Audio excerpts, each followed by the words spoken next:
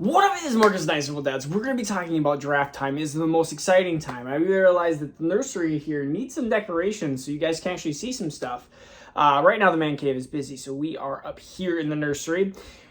We had multiple drafts, multiple Dynasty drafts this last weekend, and some of the biggest things that I wanted to discuss was some of the biggest mistakes I kept seeing over and over and over again. Sometimes I am so used to being in some of these leagues where everyone is so up to date in Dynasty. I was in some leagues that are my long-term leagues, which not everyone eats, breathes Dynasty. In fact, some people are very, I would say, not redraft focused, but they are just very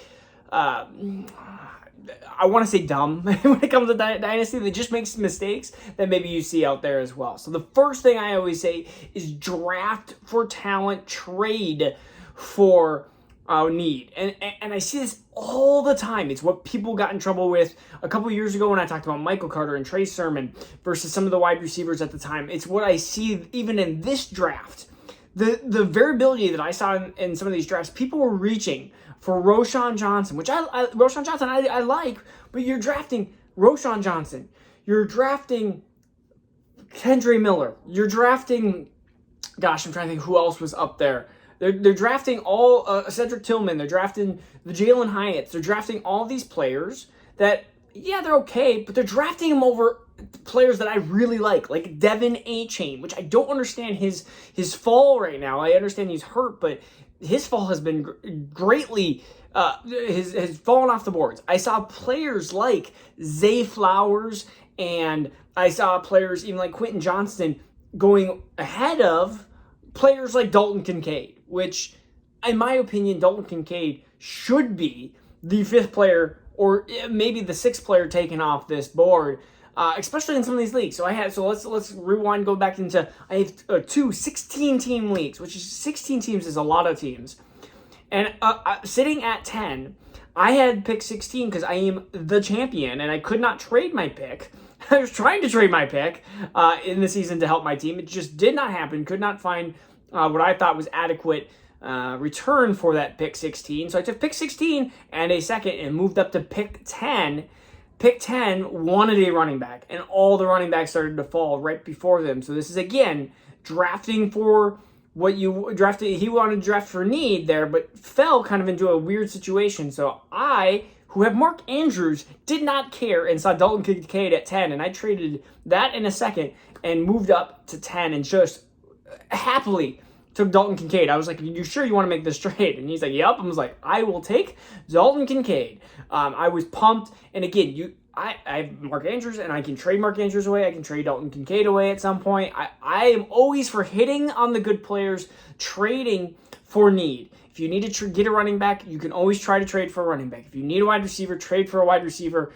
Don't get into situations where you're drafting less talented players because of need. It is one of the biggest things. The second one is talk to teams before the draft. If you are looking at a situation, plan ahead, look at a situation, go, if I'm team 10, say, hey, you know what, there might be no running backs at that point. At that point, this is the return I am looking for. I feel like teams get into panic mode. I also saw some teams trade. They saw a player and they traded up way too much to get into a certain spot because they got into panic mode where I thought players were going to fall into that second round, and they were like, nope, I got to jump up and get there and trade way too much to trade up because they got nervous or panicky, or they started to see, especially with QBs, it's like Anthony Richardson, CJ Stroud, okay, Bryce Young's the only one left and you saw teams starting to try to move up to get that third quarterback and spending way too much, in my opinion, to get Bryce Young. In fact, you could have gotten that less for that pre-draft. So that's one of the biggest Dynasty mistakes I make. The next one is, honestly, and I see this so much, especially with newer owners or new people to the league. If you don't swing, you can't hit a home run. If you don't swing, you can't even get a double. If you don't swing, you're afraid of striking out, and that is the biggest key. I understand. I was a victim of a horrible trade. One of my first trades was just horrible. I got abused. I felt kind of like that.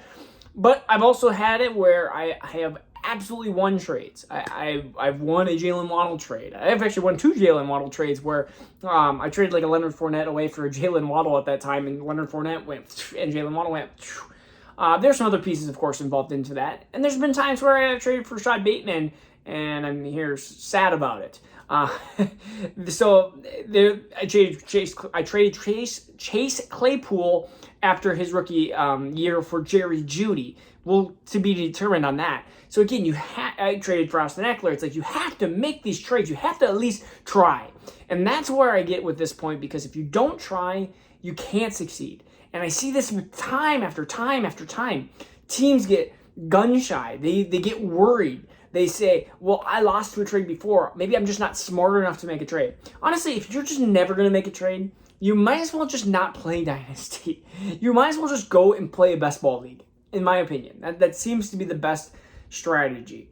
And so, again, learn, make some swings and misses. You have to. I've definitely done that as well. I've gotten taken advantage of, or I thought that I was the winner of a trade and it ended up being a trade that ended up being horrible. You just never know. I watched Todd Gurley get traded, and I laughed at the person that traded him away. And then Todd Gurley comes out with knee issue, or well, previous he did, but he basically took that trade was completely one-sided in the opposite direction that I thought it was going to go. I almost traded for David Johnson before his blow up. Like, I was really considering it. I had to have one of my one of my people that I talked to walk me off the ledge. I said, literally texted him, walk me off this ledge. I really want David Johnson. And thank the Lord that he did walk me off the ledge. But you have to swing and miss. And sometimes you have to make a big mistake for you to learn from that decision. So again, draft for talent.